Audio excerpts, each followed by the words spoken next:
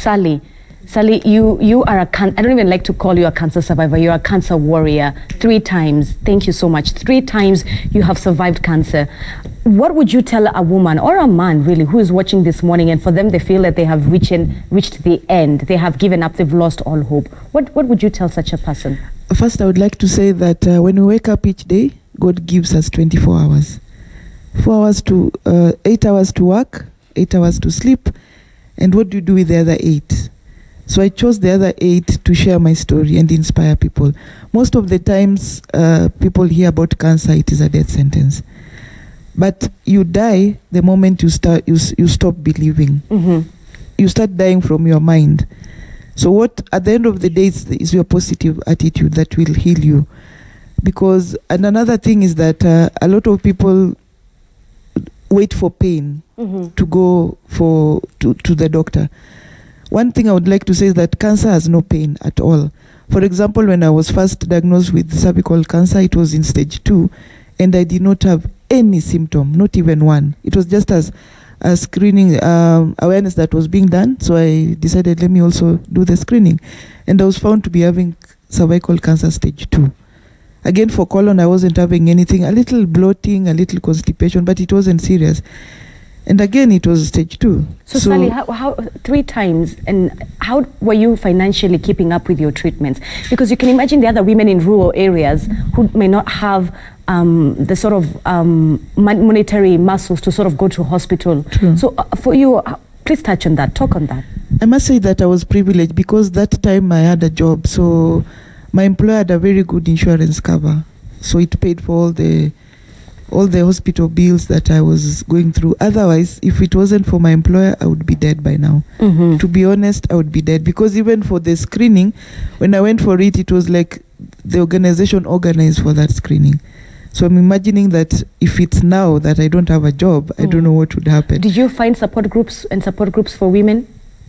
Do you have enough support groups in Kenya? Yes, I did, but most of them I initiated together with other people because I have a background of HIV. I've also lived with HIV since 1999. So, you know, HIV, we are very vocal. So we already had a lot of support groups. So from there, I was able to also encourage people in the cancer field to begin support groups for various cancers, and especially cervical cancer, which we are told that kills 9 women in a day. Can you imagine?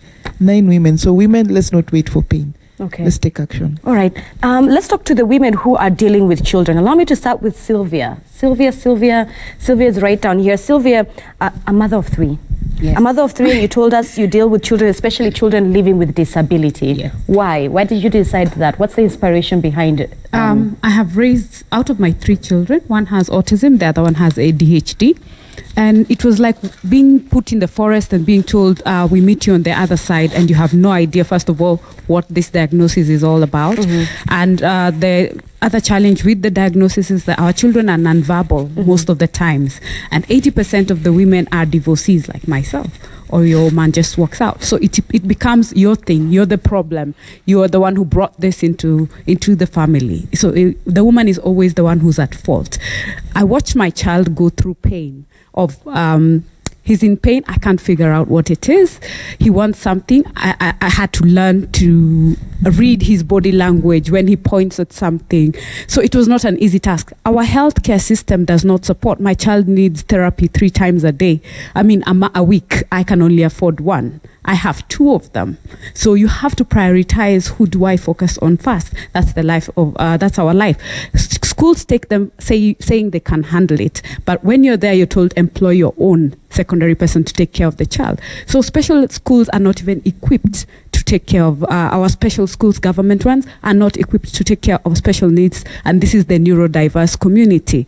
And when I decided to take my child to a special school, it's too expensive, and we need early intervention. So by the time I'm dealing with the divorce, then I put myself together, then I start dealing with the children. I've already lost enough time. Remember, the brain has a certain period of time where the child can't develop. So his life being normal, of course, is diminishing. You'll find out that in the US, they get diagnosed as early as before birth, immediately at or before 3 years. In Kenya, we get it at 5 years, when you're noticing that, oh, my child is not talking, or my child's neck is not well supported, or they're not able to walk, the basic milestones that if you go to a healthcare, we did a cycle in 19 counties, only 30% of the doctors can actually tell a parent that there is something wrong with your child. They don't want to be the ones who are bearing bad news. So Sylvia, here you are in the middle of a divorce. You have 2 children living with disability. Yes. How do you emotionally carry such a responsibility? Talk to me about that. Even the women behind you are like, yeah.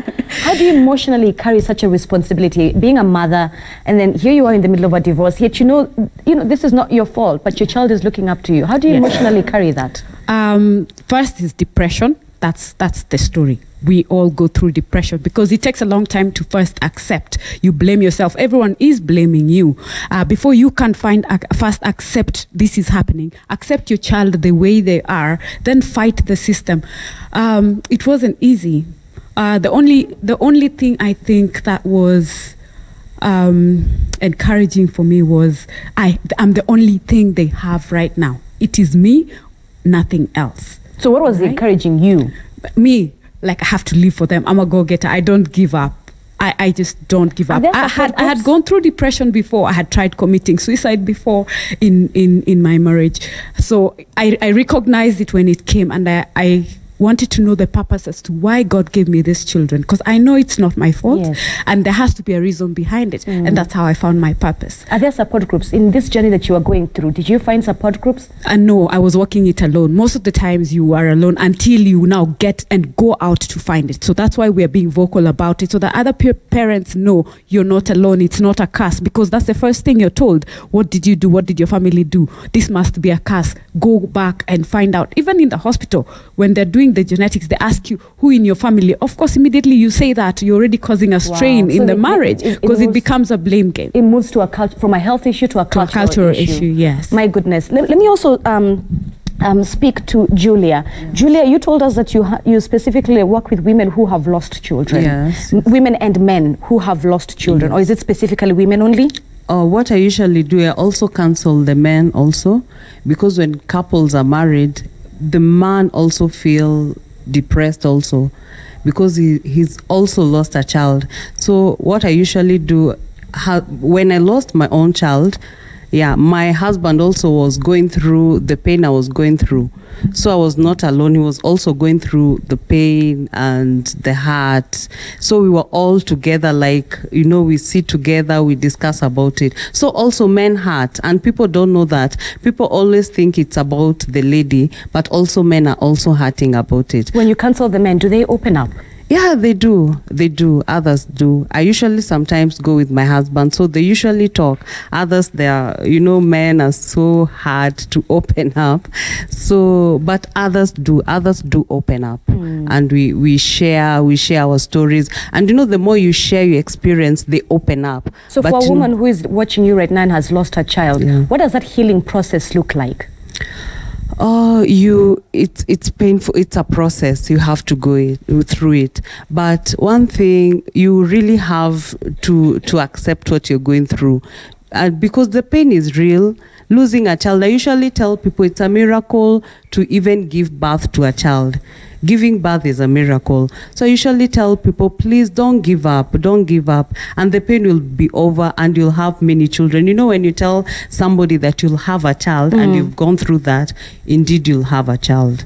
Yeah, because it's pain, it's real, it's hard, it's a moment where it's a very dark place you go through. But when you overcome, and when God is there, definitely you have to see the light of it all. Yeah.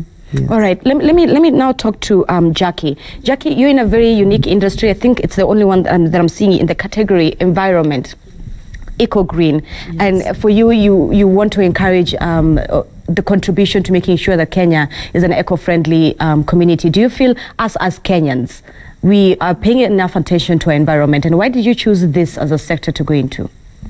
Okay, I come from a county where the forest cover is actually below 2%. It has really struggled between 1 and 1 and 1. And it is a country that we have many natural calamities happening again. We have sand harvesting. We have many hills that people own. Yeah, in my county, people own the hills, and now it becomes so difficult for the government to do anything on the hills, because you get someone has a title deed to the top of the hill. It is a personal land, and nothing can be done about it. So we sat down as youths and thought, what best can we do to our county? Because the issue of our forest cover remaining at this pace and all these hills being bare, one day they'll come against us. And we have seen floodings in our areas. We have seen sand harvesting, the mining collapsing in our areas. And we thought, no, let's do something with this environment that can bring about a change. That is when we landed on bamboo, because at least we wanted a fast growing crop, and also a crop that will take a shortest time to mature. That bamboo takes just 3 years to mature. And we also wanted at least a crop that does carbon sequencing faster than any other tree, which bamboo does at least 5 times faster than common other trees. So we began what we called on-farm bamboo planting. That is now, we are no longer interested in public lands, kind of. So we had to reach to the farmers who own the land, talk to them, say the land will belong to you, but what we'll do, we will give you seedlings so that you plant on the land.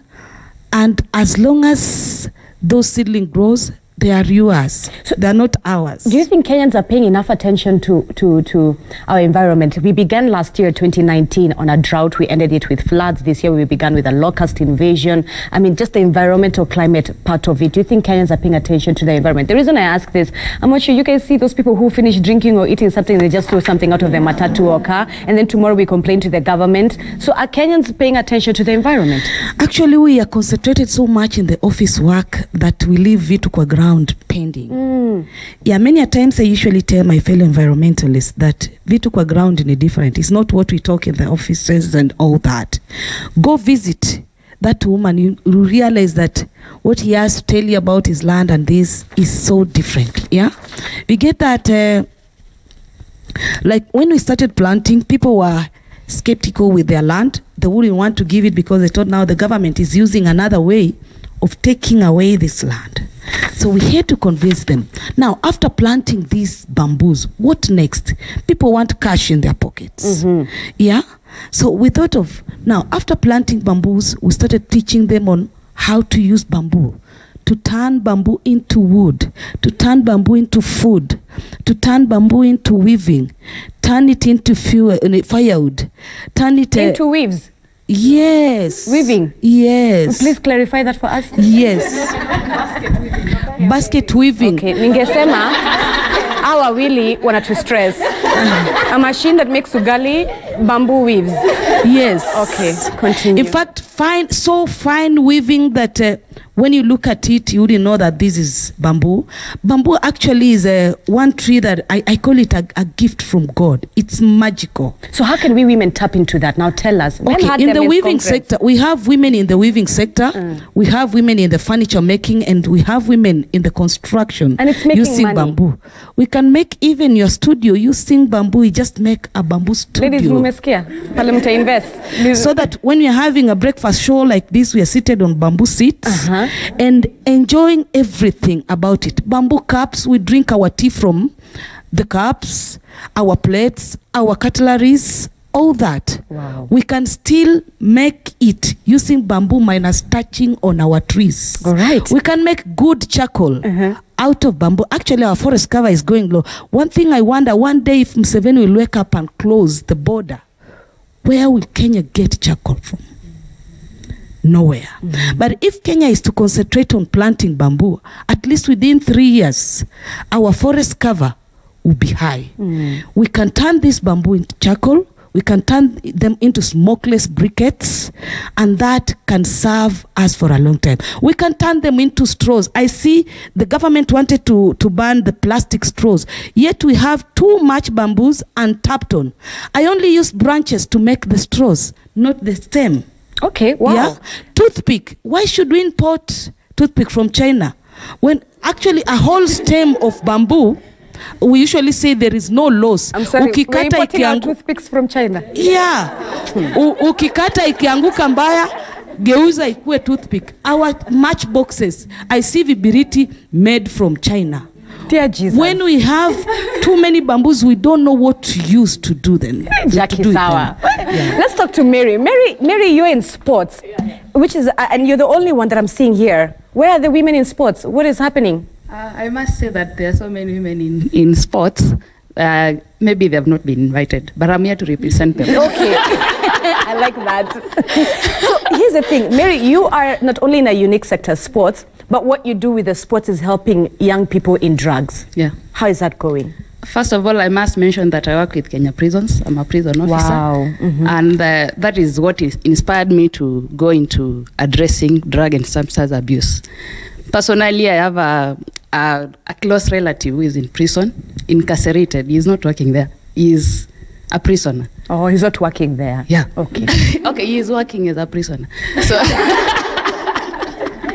Iko kazi. That really pained me, and I was trying to create a space for youth to talk about what they are going through so that we may be able to address that. And you can see from the ongoings of this country, you are going to reach the youths where they are. For example, if you ask for the youths to come to church and speak to them there, they will not. But if you organize for a tournament, like a soccer tournament, and call people to talk about maybe drugs or the issues that the youths are facing, yes, you will find so many youths coming. Yes. So I'm trying to use something that I love, because I'm a soccer coach and I used to play football. I love football. I love Manchester United. I'm not here to market Manchester. But anyway, we know that so many youths love sports, especially soccer in this country, and soccer is paying. So we are trying to... Does it though? Does it really? It's paying. But look at our... If you compare to what I was earning when I was playing with now, then I must say it's paying. Because I was being given 200 shillings. Yeah. That will only cater for my lunch. Right. And my supper, okay, madondo of the chapatis.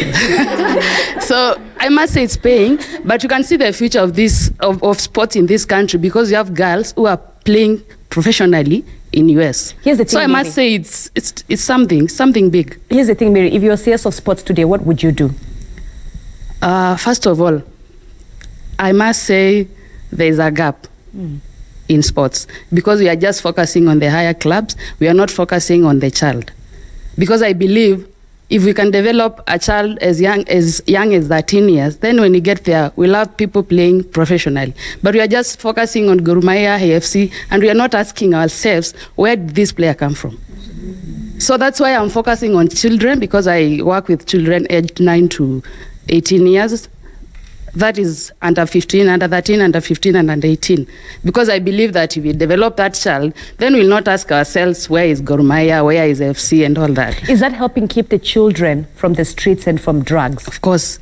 I have a testimony of 7 boys who are in drugs, and they are now back in school. They dropped out like 2 years ago. One is in Form 1. I have 3 in Huru Secondary, and they're under scholarship. So I must say soccer is doing something big for me and for the community. Hey. Yeah. Okay, I know, right? Let's talk to Eunice. Eunice, you're right here. Eunice, 165 rural libraries. Why did you decide the education sector is where that you're passionate about it? To start with, this project is a very, very personal project to me. I was brought up in Nairobi, and we weren't really well up. We never slept hungry, but we weren't. We were not I'm not from a rich family. So, and my parents could only educate me up to class 8. And I had to figure out how to go to high school by myself. So I worked around. I was a house help for some time to try save up for high school. And later I realized I'm gonna save for the rest of my life. If you know, to just put on a uniform and go to class from morning to evening as a high schooler. So I did these classes we call Gumbaru classes for 2 years, and I sat for my KCSE. But in the course of that time, I used to really, really borrow books. You know, being in Nairobi, you know, a city that is exposed to opportunities and possibilities, there was no library at that time, and that was still in 2000s. there was still no libraries to access, public libraries. And then at some point, you know, we have families back in the village, and my grandmother would call me like, you know, you have some cousins here and they need 1, 2, 3 for school, 1, 2, 3 for school. And sometimes I would try and help. But then I thought, these kids have classmates whose relatives never left Ushago. You know, I could buy books for them, but what happens to the classmate who their mother is there, was raised there, got married there, and has never left that place? So I thought, let me just try work on something to help these other kids that have no help out here. So 165 rural libraries later, what has been your biggest challenge? The biggest challenge is to get resources. The rural area is very under-resourced. And I want to also urge the government to actually look into that, because there is the whole thing of the government giving out books, but there is a book share of, in a good school, the book share ratio is about 1 to 9. One book is being shared by 9 kids. And you find that the system that vets kids or examines kids in Nairobi is a system that examines them. In rural areas. In rural well. areas, Right. which doesn't really make sense because the opportunities are different. So what would you tell Magoha this morning? I would tell him, first of all, to look at the education offices in the rural counties, because sometimes you find that you know, the information in the offices, in the ministry offices, is that the kids out there have books. They should vitu kwa ground ni different sana. It doesn't match what's on the ground. It doesn't. So you find that what is on the papers and what is on the ground are two different things. And these kids are suffering to sit for the same standard 8 and Form 4 exams as compared to a child in Nairobi. Exactly, which doesn't make any sense, because the exposure of learning in Ushago and these places is totally different. So we as Maktaba Mashinani sometimes, you know, and I also wonder, we are trying to make as much partnerships as possible to help these kids. So what we do is that we help these schools create small school libraries. And then you find that the poverty there is so high. Kids get kicked out of school for as little as 30 shillings. 10 shillings. 30 shillings. 30 shillings. Or even 20 shillings. And they will stay out of class for 3 weeks because the parents can't afford it. So where do you get the books from? We partner a lot with local publishers. Like we have Moran publishers that we work with big time. We will work out something and we'll get books for these kids. We'll get story books, we'll get curriculum books to just keep them going. Right, Joyce. Yes. Joyce is sitting next. Joyce is right there. All right, Joyce is above. Joyce, you said you work with gender, and more specifically teaching men and women their rights, right? Yes. So how is that going, educating Kenyans on their rights? We do educate through especially the national administrators, who include the chiefs within the communities, because they directly relate to the community. We also teach within the police colleges, where we also have partners within the ODPP, with give us lawyers and prosecutors. We also work with child protection officers and witness protection officers, who assist us to talk to the policemen and give them the procedures for protection and prevention within the communities that they are going to be sent to once they are out of college. Beyond that, we also do reconstructive surgery for women who have undergone FGM and are on the extreme side. That is type 2 and 3. Although surgery is not the solution, prevention and mitigating factors of those people who are doing the cutting, that is the cutters on the ground. Joyce, how often do you guys get such requests to deal with surgery, reconstructive surgery for women who have undergone through FGM? How many requests do you get on your table? Right now I have over 10,000. What do you mean? On my emails. 10,000? Yes. From what period? For 2020 or 2019? This is 2019 from March to date. March 2019 till now, you have 10,000 cases on your table for reconstructive surgery of FGM? Yes. Okay. We've already done about 3,000. We started from the 10,000? No. Oh, okay. My goodness. That's before. Yes. So what we've been doing is trying to also train the local doctors to be able to do the surgery since it's fairly new. But we've also been bringing in doctors from abroad, especially those who came up with the surgery. The surgery is mainly to, if the damage is extensive, if the labias have been cut off completely and scooped out, and we have the clitoris that is not there, then we are able to bring out the clitoris from the interior that is embedded inside. For the labias, there's nothing much we can do unless there are cases where you find the labia has been chopped off but they are hanging. So we reconstruct that back to how it can't go back to the exact of how initially it was, but it's a trial of at least making it better, and the sexual activities of this lady are at least improved. How long does it take for the lady to heal after the surgery? 2 weeks. 2 weeks. Wow. All right. There are also other complications of FGM. This includes things like keloids. You see, like those things that develop on behind the ear of a lady. If they develop down there, and they can really puff up. And women don't speak out. They don't say these things. Even the sexual activities are really painful. So getting someone even to talk about this. So we've even brought in counselors who we encourage the ladies to talk to first, even before they can even come for the surgeries. We've seen cases where men bring their women. Oh, wow. The men are the ones who bring their women? Yes. Okay. And we first take them through counseling. And I was happy to see a couple from Wajir the other day, a very young couple who had issues, and it was sorted out. I work with Dr. Abdullahi Adan, who is a reconstructive surgeon here in Nairobi. Okay, at least that's a positive news, good news. All right, we need to move on. Please remind me your name and Martha. Pascal, yes. Remind us what you do in and what category that you're in. I'm trying to spot you here in my notes, but go ahead. I am Pascaline. I'm in the healthcare category. Healthcare, yes. Yes, and I'm the founder of Calmine Foundation, and we promote mental well-being of pregnant moms and new moms and dads. So I started that because I did go through postpartum depression myself, and when I went through it, I realized that I myself did not even understand what I was going through. And then I had to do a lot of research to even understand what postpartum depression is, how I can help myself. But at some point, I also had to see a counselor to get better. And when I recovered, I just thought, maybe this information that I'm getting, there's another mother out there who does not, know what they're going through, and maybe would benefit from this information. And that's how I started.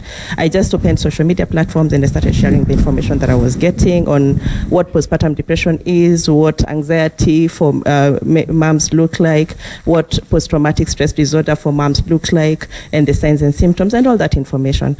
Then I realized that there are so many moms who are reaching out to us in our inbox, just trying to find out where they can get help, because they identified with these signs and symptoms, and they just wanted to see how they can get help for that.